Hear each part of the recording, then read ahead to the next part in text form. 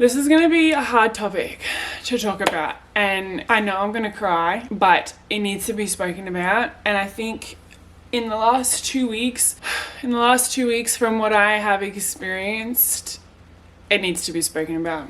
Got my tea, got my book, got my statistics, and we're going to talk about this because I need to talk about it. And I think it is an extremely important topic that everybody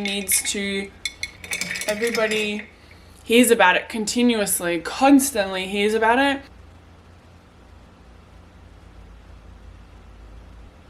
I don't know how to talk about this. I don't know how to talk about this without crying, without second guessing my thoughts, without second guessing what I'm about to say. So I'm just going to say it. We're going to talk about trauma, mental health, mindset, and the topic that so many people struggle talking about is suicide. I haven't put this on any of my social media platforms. This is the first time I'm talking about it. Just over a week ago, I heard about my uncle back in Australia who died from suicide, and it tore me in half. I've never had someone so close to me die from suicide, and I think in the last 5 years I've experienced so many family members die, but I've never experienced suicide so close to home. I've obviously had suicide around me in high school. I've had a couple people I know back home in high school that I graduated with die of suicide, but I've never had someone so close to my heart die this way before. And I think reading this book, I've been reading this book for weeks. So I didn't just start it just because of my uncle, but the chapter that it's talking about right now is spiritual trauma. And it talks about how society brings so much trauma to your life and how you can be burdened with so much from people around you. And I think his death has brought up so many questions and so many thoughts about how someone can get to a state in their life where they think the easiest thing to do is to just rid them of all that pain.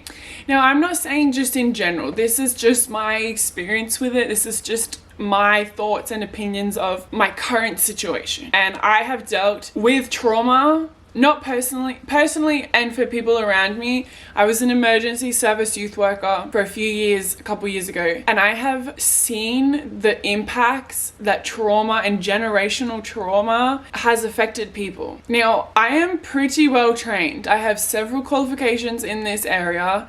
And I'm not just saying that just so you know, I'm saying that because the things that I'm going to talk about is from my experiences as a worker and as also a family member also dealing with this. From what I've been taught and from what I read continuously and I learn continuously and see everywhere, trauma surrounds us. Generational trauma, spiritual trauma, parental trauma, sexual trauma, physical trauma, mental trauma. There is so much community trauma. There is an endless list of traumas. And there's actually a quote in this book. Now, I'm going to talk about this book, but I talk about this book quite often on my Instagram. So for all of you that have followed me over there and have come over to YouTube to this platform, you will have heard about this book before, but I'm going to talk about it. It's called Trauma: Healing Your Past to Find Freedom Now, and it's from Dr. Pedram Shoje and Nick Polizzi. Don't quote me on how to say their names. That's just how I say it. I know I'm wrong. Literally in the first 2-3 pages, literally like I just opened this book. It says, trauma is not about the experience that happens to us. It is what we do with it. That really hit home, and that actually is the very first thing I highlighted in this book. Because I have been taught that there are 2 different levels of trauma. There's the big T traumas and the little t traumas. That is not putting them specifically in those categories because trauma is subjective. There is a list of little t traumas and a list of big T traumas, right? Broad terms. You could experience so many little t traumas that your body is reacting in a big T trauma way. But you could also experience a big T trauma, but your body doesn't process it the way that most people would. So you are desensitized per se to this trauma, and it doesn't actually affect you the way that most people would handle. There are so many reasons to that, and I have no idea why. I'm not going to explain why, because I'm not entirely sure, and I haven't finished reading this book yet. But I want to find the list of little T traumas and big T traumas. Okay, so little T traumas is emotional abuse, developmental trauma, verbal abuse, childhood neglect, divorce, betrayal such as being cheated on, rejection, being shamed and embarrassed, death or loss of loved one, including a pet, chronic stress and feeling overwhelmed, being bullied or harassed, and experiencing a pandemic. Now you're probably thinking, what the F? So many of those things are huge. Experiencing death or loss of a loved one, divorce, childhood neglect. You're thinking, hold on, why the fuck are those not in big T traumas? Big T traumas, this is probably going to make a little bit more sense, and you're probably going to think, okay, that's why they're in the little T traumas. But big T traumas are sexual abuse, physical abuse, domestic violence, natural disasters like hurricanes, floods, tornadoes, war, accidents or injury, being hit by a car, that's an accident or an injury, falling off a 20-foot ladder, that's a big trauma, death or loss of a child, a mass shooting, witnessing a big T event, even though it didn't specifically happen to you, witnessing that happening to someone around you, and experiencing a pandemic or a large social event. Now, I'm pretty sure it says experiencing a pandemic in both of those. It does. Trauma is 100% subjective. It is all entirely on how you respond to it mentally, how strong you are mentally and resilient you are with how you're going to respond. The death of my uncle has brought up so many questions about what he was going through, and I'm not going to say that everybody needs to go and get help because or else this will happen and blah blah blah, because quite frankly my uncle, he had bipolar, he had severe depression, he had severe anxiety, and he was an addict to so many different things. He had severe addictions his entire life since he was young, since he was like 15. He had hope his entire life. Now, I don't know if he never embraced that hope, or if he truly wanted that hope, or if he actually thought he needed hope. He was like a roller coaster. His life was a complete and utter roller coaster. Always major highs where he was doing extremely well for longer periods of time than we would have expected, and then he would just crash. And I'm talking like hit the ground crash. He could not go any lower. And I grew up with him. So he died at 42. It's his birthday actually in a couple weeks, so he would have been 42. He was 41. For someone to get to a point in their life where they think that the easiest way to get rid of all that pain is to take their own life, you truly think about that, they would have had to go through so much pain and misery to get to a point where you just give up. You don't want to live anymore. And I'm not going to say that I haven't been there, because I have. I have so many self-harming scars where I needed to feel something other than emotional pain. And I have no idea what was going on in his head, and I'm not going to say that I did. He was so sick. We almost expected that this was how he was going to die. Either this or an overdose. Because he was in so much pain and we couldn't help him. And you can't tell me that putting him in rehab would have helped.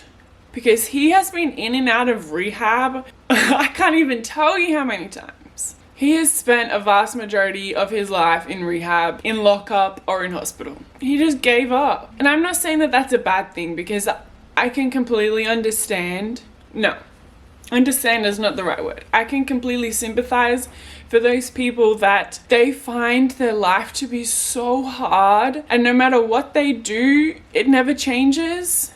Why would someone want to live like that? He lived like that for 42 years. I take my hat off to him for how long he held on. His life hasn't been easy. His life has been far from easy.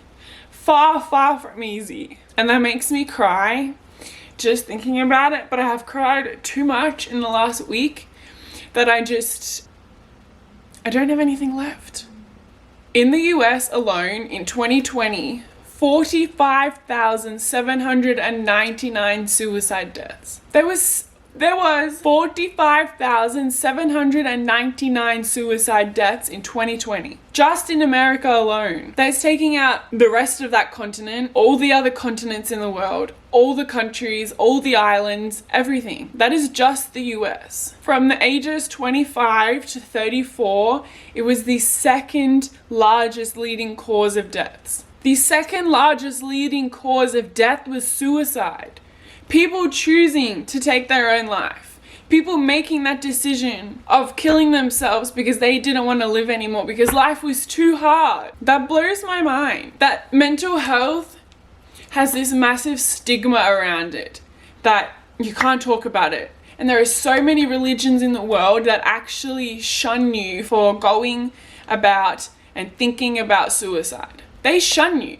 In India, they believe that if you kill yourself, if you choose to kill yourself, it is a major sin, and you spend the next 7 lifetimes reincarnating as a bird as your punishment. And India is one of the biggest countries in the world. They have millions, if not over 1 billion people in the world. And they believe, not all of them, but some of them believe that you are punished in your next lifetimes for killing yourself. And they think that's okay. They think that's acceptable, that you are punished for killing yourself, because those people haven't gone through enough punishment in their life as it is. It makes me so overwhelmed and angry that people have been brought up in a community and in a world and in a religion and a belief that talking about mental health and talking about your sufferings and your pain and suicide as a sin. Talking about your mental health should be just like talking about the pain that you feel physically.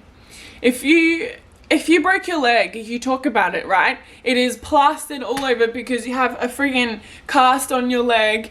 It is completely obvious that you've broken your leg. If you're falling apart mentally, inside your head is just being torn apart every single day, and you can't talk about it, you're living a life in constant pain, and you are feeling isolated. You are feeling completely unsupported, and that you have no one to turn to. Why would you want that? Why would you want that for people around you? Why would you want that for the people that you love the most in the world to feel isolated and lonely? That they can't come to you when they're literally falling apart and they're thinking of killing themselves. There is a religion in the world that if someone kills themselves, they cannot be buried in the cemetery at the church, because that's a major sin. That person cannot be buried with their family and their loved ones because they were in too much pain.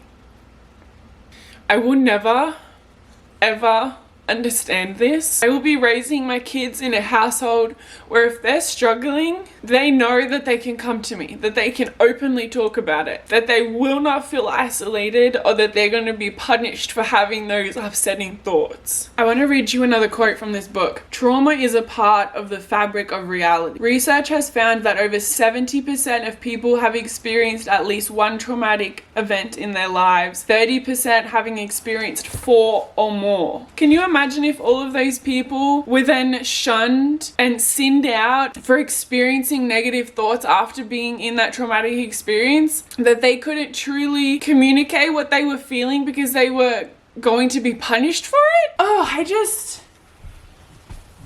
don't understand.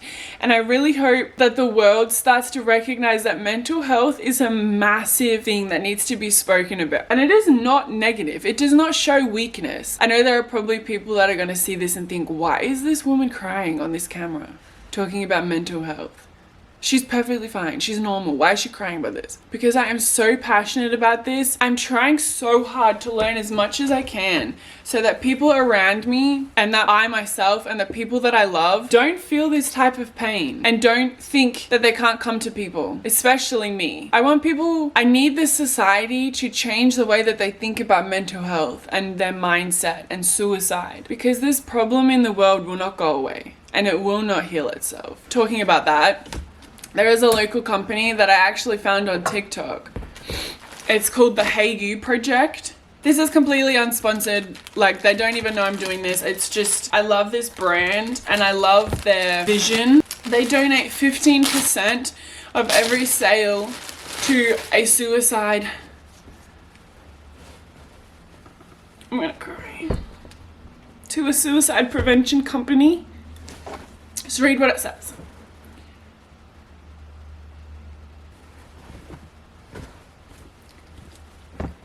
Dear person behind me, you look great today. Lots of love, the person in front of me. I cannot wait to wear this, and I actually brought two. I brought a grey crew neck, this one, and then I bought a black hoodie. I bought this one in extra large because I just want to like soak in it every day. I just want to like, it says the exact same thing, but it's black and it's got a hoodie and it's huge, but I love it and I'm so excited to wear it. I hope you know that you are strong and that people look at you and just in complete and utter awe. They are so shocked by your strength and admiration they have for you. I love you and I'm glad that you're watching this video, and I really hope that if you're struggling that you have the strength to turn to someone, a trusted person. It might be family, it might be a therapist, it might be me. You can turn to me. I don't want you to ever think that because you just know me through the screen on your phone that you can't turn to me, because I will message you and I will reply and I will help you and guide you as much as I can, and I appreciate you watching this video. I know it was long and I'm sorry for that. You're strong, okay, and you can do this.